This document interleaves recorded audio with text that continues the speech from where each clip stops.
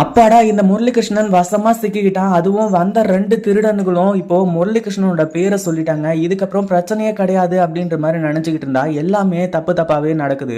அதாவது இப்போ வந்து அந்த திருடனுக்கு இருந்துட்டு மாட்டிக்கிட்டதுக்கு அப்புறமா ஒரு விஷயத்த சொல்றாங்க. அதாவது என்ன அப்படின்னு பாத்தீங்கன்னா, இது எல்லாத்துக்குமே காரணம் இங்க நிக்கிறாரே அவர் தான் அப்படின்னு சொல்லிட்டு உண்மை எல்லாத்தையுமே சொல்லிடுறாங்க. கடைசியில வந்து போலீஸ் கிட்டையும் பிடிச்சு கொடுக்க கூடாது அப்படின்ற மாதிரி சொல்லிடுறாங்க. ஆல்ரெடியே நம்ம ராகவ்ல இருந்து அதுக்கப்புறம் ஆகாஷ்ல இருந்து எல்லாருமே பயங்கரமான கோவத்துல இருந்துட்டு இருக்காங்க அப்படின்றது எல்லாமே நமக்கே நல்லாவே தெரியும். அப்படி இருக்கும்போது வந்து இந்த இடத்துல ஒவ்வொரு விஷயமும் வந்து பார்த்து பார்த்து பண்ணாலுமே கூட கடைசியில் இந்த முரளிகிருஷ்ணன் ஈஸியாக வந்து எப்படியோ ஒரு வழியாக தப்பிச்சிட்றா.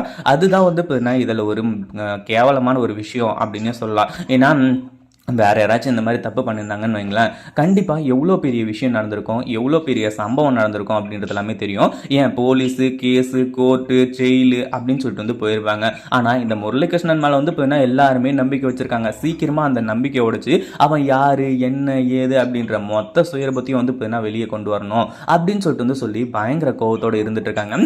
ராகவ் நீங்கள் எதுக்கும் கவலைப்படாதீங்க, கண்டிப்பாக இது எல்லாமே சீக்கிரமாகவே நடக்கும் அப்படின்னு சொல்லிட்டு வந்து சொல்லி உண்மையிலேயே ரொம்பவே வந்து அதாவது நம்ம இவங்க கிட்ட வந்து சொல்லிட்டு இருக்காங்க ராகவ் கிட்ட. இதை பற்றி நீங்கள் தான் நினைக்கிறீங்க? அந்த வீடியோ பிடிச்சிருந்தா லைக் பண்ணுங்கள், ஷேர் பண்ணுங்கள். இப்போ தான் நம்ம சேனலுக்கு ஃபர்ஸ்ட் டைம் வரீங்க அப்படின்னா கீழே இருக்க சப்ஸ்கிரைப் பட்டனை ப்ரெஸ் பண்ணிக்கோங்க.